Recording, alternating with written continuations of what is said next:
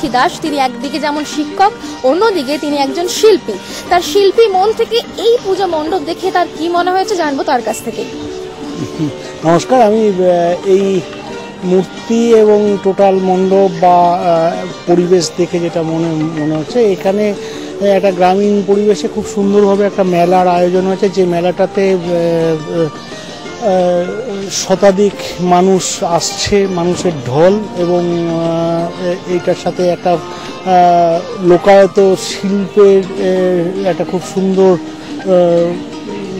Transformation হচ্ছে, culturally একটা transformation হচ্ছে। চমক নেই, জাঁকজমক নেই, তবে আছে আন্তরিকতা। এই আন্তরিকতার ছোঁয়ায় কি জিততে পারবে যুবগোষ্ঠী শক্তি সম্মান? তা জানতে হলে আরো কিছুক্ষণ অপেক্ষা করতেই হবে।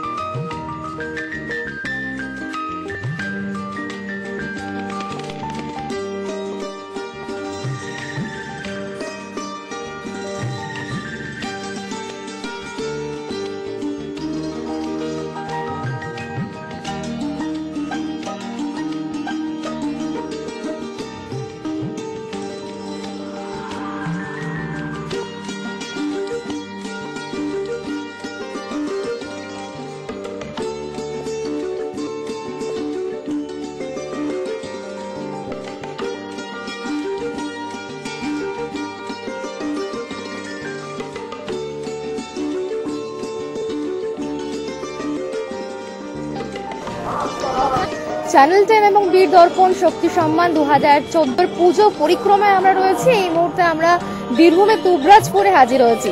মাদ্রিক সংঘের পুজো মণ্ডপের সামনে আমরা রয়েছি, আমাদের বিচারকেরা রয়েছেন এবং তারা কিন্তু প্রত্যেকটি পুজো মণ্ডপ, যেমনটা আপনাদের বলেছিলাম, বীরভূম জেলার বিভিন্ন জায়গায় আমরা ঘুরছি, সিউড়ি, মোহাম্মদবাজার, বিভিন্ন জায়গায় ঘুরেছি।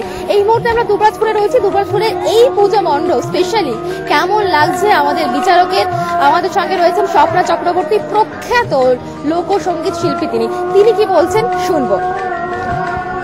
এখানে প্যান্ডেলটা ভীষণ ভালো লেগেছে, প্রতিমা খুব একটা ভালো লাগেনি, কারণ একটু অন্যরকম ধরনের শিবের বুকে আমরা দেখে আসছি মাকে দাঁড়াতে, সেখানেই শিব যেন আয়াস করে আছে, খুব তাকিয়ে আগান দিয়ে, আর প্যান্ডেলটি খুবই ভালো করেছে।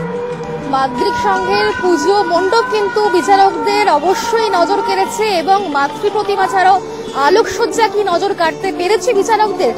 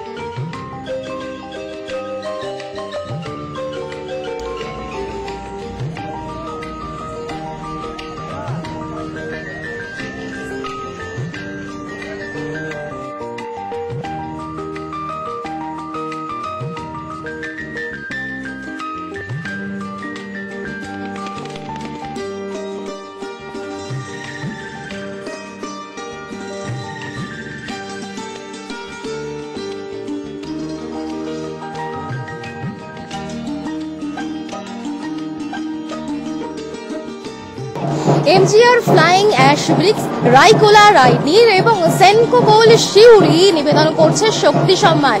সেই শক্তি সম্মানের পরিক্রমায় আমরা রয়েছি এবং এই মুহূর্তে আমরা শিউরির ত্রাণ সমিতিতে রয়েছি। ঘুরে দেখবো এখানকার পুজো মণ্ডপ।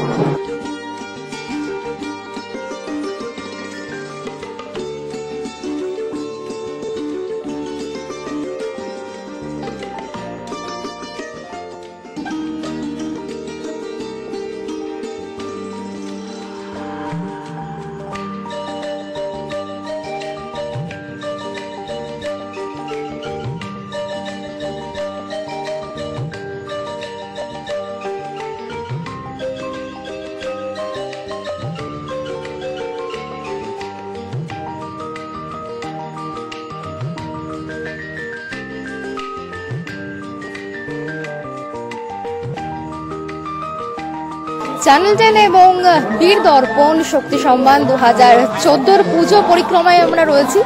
বিভিন্ন পুজো মণ্ডপে আমরা ঘুরছি, তবে এখন সময় একটা ছোট্ট বিরতি, আপনারা সঙ্গে থাকুন। MGR fly ash bricks, Rajput aqua industries, রাইকোলা রাইনির, সেনকো গোল্ড শিউরি নিবেদন করছে চ্যানেল 10 ও বীর দর্পণ শক্তি সম্মান 2014।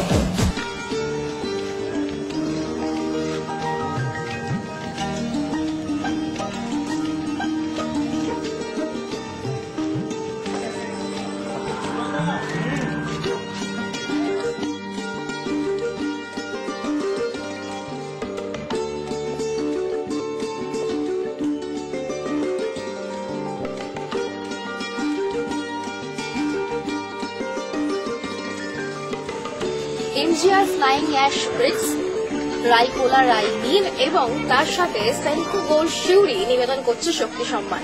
শক্তি সম্মানের পুজো পরিক্রমায় এই মুহূর্তে আমরা শিউরিতে উপস্থিত হয়েছি এবং সুভাষপল্লী কালী মন্দির পুজো মণ্ডপের সামনে আমরা দাঁড়িয়ে রয়েছি।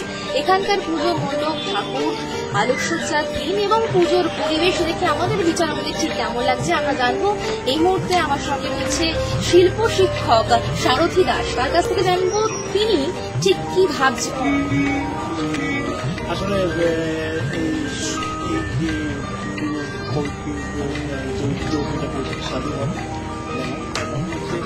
এখানে একটা অদ্ভুত, ওনারা যদিও বললেন যে এটা আমরা অজন্তা ইলোরা মোটিভ থেকে নিয়েছি, কিন্তু মানে অ্যাজ এ আর্ট ফর্ম হিসেবে যেটা আমরা দেখতে পাচ্ছি এটা হচ্ছে ঠিক অজন্তা ইলোরা নয়, এটার মধ্যে ম্যাক্সিমামটা আমরা উড়িষ্যার যে সমস্ত মন্দির গাত্রে যে দ্বারপাল হিসেবে দেখতে পাই, সিংহ এবং তার সাথে যে একটা অন্য ধরনের একটা মোটিভ, সেই মোটিভটাকে এমনভাবে ব্যবহার হয়েছে এটা একটা। আর তার সাথে কিছু বিশেষ ফর্ম তৈরি হয়েছে যেগুলো ডান্সিং ফর্ম মূলত দেখতে পাওয়া যাচ্ছে।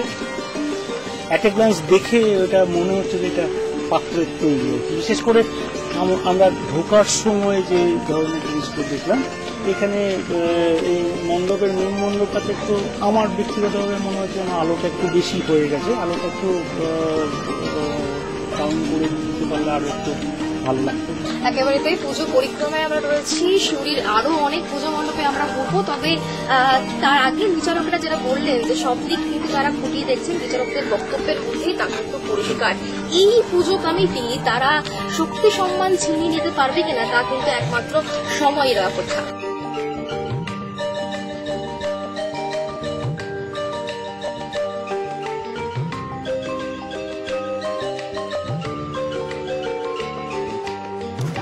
রবীন্দ্রপল্লী আদির সর্বজনীন পুজো মণ্ডপ বলবো না, এখানে একেবারেই কিন্তু একটি মন্দির রয়েছে এবং সেই মন্দিরে কিন্তু কালী মাকে রেখে সেখানে কিন্তু পুজো চলছে এবং রাত্রি 12টা বেজে গিয়েছে। তার মধ্যেই কিন্তু আপনি দেখতে পাচ্ছেন যে কত লোক, কত জনসমাগম।